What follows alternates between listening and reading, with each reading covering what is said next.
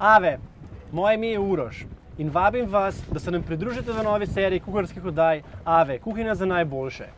V tej seriji oddaj vas bomo naučili ogromno namigov, pokazali vam bomo trike, s katerimi boste lahko postali še boljši kuhar. Sami dobro veste, tako kot najboljši mojstri uporabljajo najboljše orodje, tako tudi najboljši kuharji uporabljajo najboljše surovine pri svojem delu. Tako bomo mi uporabljali najboljše surovine in končne izdelke Ave. In sicer danes bomo za vas pripravili leskovačke čevape nadevane s kajmakom, vitlov ali treviški radič, katerega bomo popekli skupaj z mesnato slanino, in pa šampinjone, katere bomo nadevali s sirom. Za nadevane šampinjone probamo uporabiti največje šampinjone z največjo kapico. Torej, betke poberemo ven, jih shranimo, to naredimo tako na hitro, si jih pripravimo, jih pooljamo. Sicer mi smo si pripravili oljčno olje, noter smo si dali rožmarinovo vejico. Pride odličen okus in aroma rožmarina. Seveda nekateri ne marajo rožmarina, ampak še vedno je to najboljša mediteranska začimba. Posolimo, popopramo in pustimo približno 5 do 10 minut. V tem času bomo marinirali tudi treviški radič, v bistvu vitlov.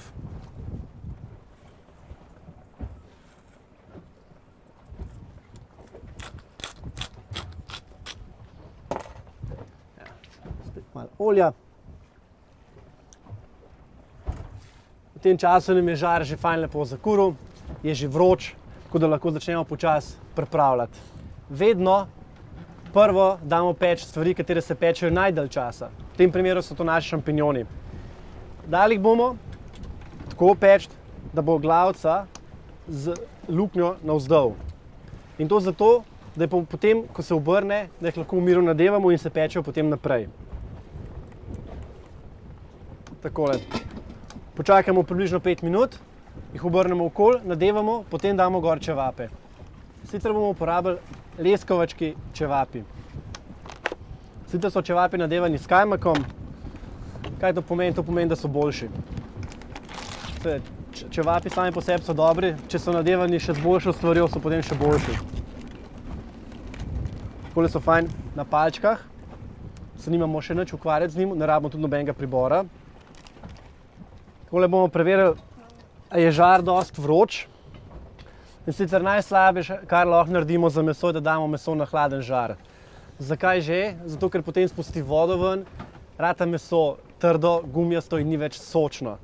Torej, mi bomo sicer zdaj dali tele naše šampinjone še malo česna, ga bomo strli, nasekljali.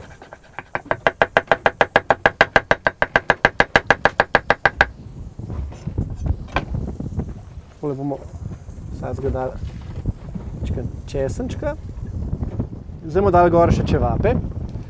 Za vsak slučaj, čeprav ni potrebe žara dodatno mastiti, ker imajo čevapi svoje maščobe dovolj, ampak bomo zgolj iz previdnosti dali malo olja gor. Če je zacvrčal, kot je tale, pomeni, da je žar vroč. In tako lahko nadaljujemo s peko. Kako lepa simfonija glasbe. Ko se enkrat začne peč, moramo biti zelo hitri. Čevapi se ne smejo predolgo peči, zato ker izgubljajo svojo sočnost, ratejo spet žilavi in nismo naredili popolnoma nič. Ker smo na morju, bomo vzeli parmezan. Evo.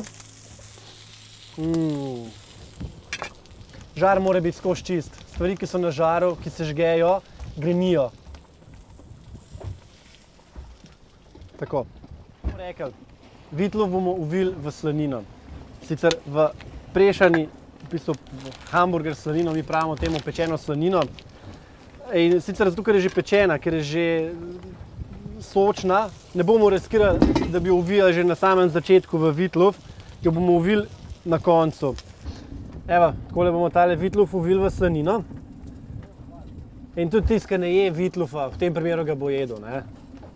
Vitlov je treviški radič, drugo ime. Radičev je ogromen sort.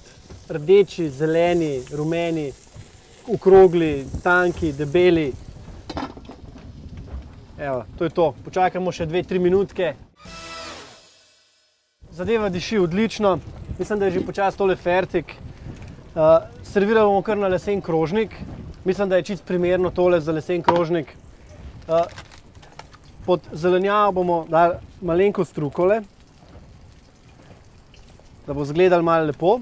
Pravi, da prvo zajemo z očmi, šele potem jemo z usti in z brbončicami. Evo.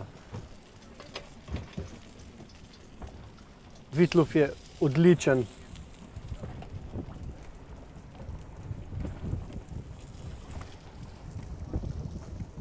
Jasno, in pa vrhunski ave čevapi. To je tako. Dodamo lahko še malo parmezana, par kapelj oljčnega olja, malo popra. Torej, naš prvi krožnik je gotov. Dober tek.